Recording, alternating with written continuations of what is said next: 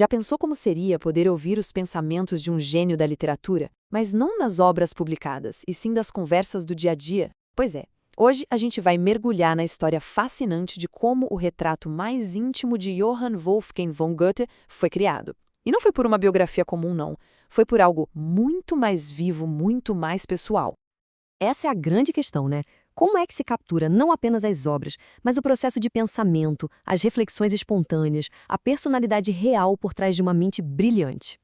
A história surpreendente de Goethe e do seu jovem assistente Eckermann nos dá uma resposta. E que resposta! O resultado dessa parceria, que parecia improvável, foi este livro aqui. Uma obra única que é como uma janela para os últimos anos de Goethe. E o mais incrível é que não parece uma biografia formal, toda engessada. É algo muito mais próximo de uma entrevista moderna, sabe? Cheia de vida, de profundidade e de momentos de pura genialidade. Ok, mas para a gente entender como essa obra-prima nasceu, primeiro a gente precisa conhecer os dois personagens principais dessa história.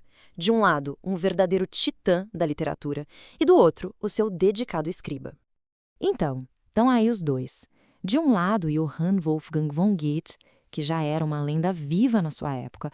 Do outro, Johann Peter Eckermann, um nome bem menos conhecido, mas que foi, olha, absolutamente essencial. Foi a dinâmica única entre esses dois que tornou tudo isso possível. Beleza, mas e o método? Como é que isso funcionava na prática? É aqui que a história fica interessante de verdade. Porque o processo não era só sentar e tomar nota, não. Era quase uma dança, uma verdadeira arte da conversa que o Eckermann foi desenvolvendo e aperfeiçoando com o tempo. E o curioso é que tudo começou de um jeito bem simples, bem humilde. No início, o Eckermann só começou a anotar as conversas com o Goethe por um motivo super prático. Ele só queria ajudar a própria memória a não esquecer as pérolas de sabedoria que ele ouvia todo santo dia. Só que aí veio a virada de chave. O Eckermann sacou rapidinho que o que ele estava registrando era muito mais do que simples anotações pessoais. Ele tinha, sem querer, encontrado uma mina de ouro. Um registro valiosíssimo da mente do Goethe funcionando ali, em tempo real. Porque o processo era um diálogo de verdade, sabe? O Eckermann não era um gravador passivo, de jeito nenhum. Pelo contrário, ele instigava, ele provocava o Goethe com perguntas que o faziam compartilhar pensamentos profundos, às vezes até polêmicos. E aí, o Eckermann não parava. Ele refletia, fazia mais perguntas. Era essa troca que extraía toda a genialidade. Mas, claro, ter todo esse material incrível nas mãos acabou trazendo um novo desafio. Um ponto de tensão na história que ia testar a dedicação e a paciência do Eckermann de um jeito que ele, nossa, nunca imaginou. Imagina a cena.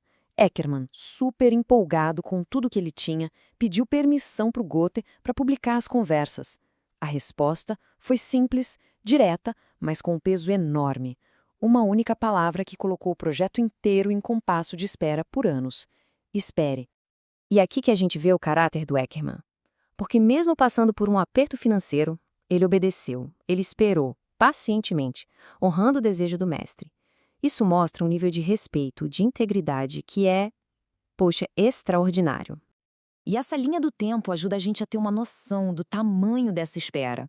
Pensa só, as conversas começaram lá no início da década de 1820.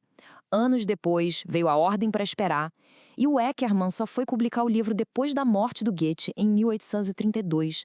Foi quase uma década de paciência e lealdade a um projeto que ele corria o risco de nunca ver publicado.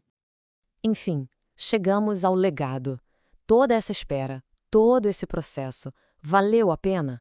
O que torna Conversas com Goethe um livro tão importante, tão duradouro, mesmo séculos depois? Resumindo, o livro é especial porque o formato dele estava décadas à frente do seu tempo. É uma troca dinâmica, não é um monólogo. Ele conseguiu capturar pensamentos provocadores que de outra forma talvez nunca tivessem sido registrados. E o resultado final é um retrato, nossa, incrivelmente vivo e pessoal de um gênio, capturado não do jeito que a história ouvia, mas nos seus próprios termos. O trabalho do Eckermann, no fim das contas, preservou a voz do Goethe de um jeito único. E isso faz a gente pensar, né, se a gente pudesse fazer a mesma coisa hoje. Que vozes, que pensadores, artistas, cientistas deveriam ter suas conversas gravadas para as futuras gerações? É uma boa reflexão para se fazer.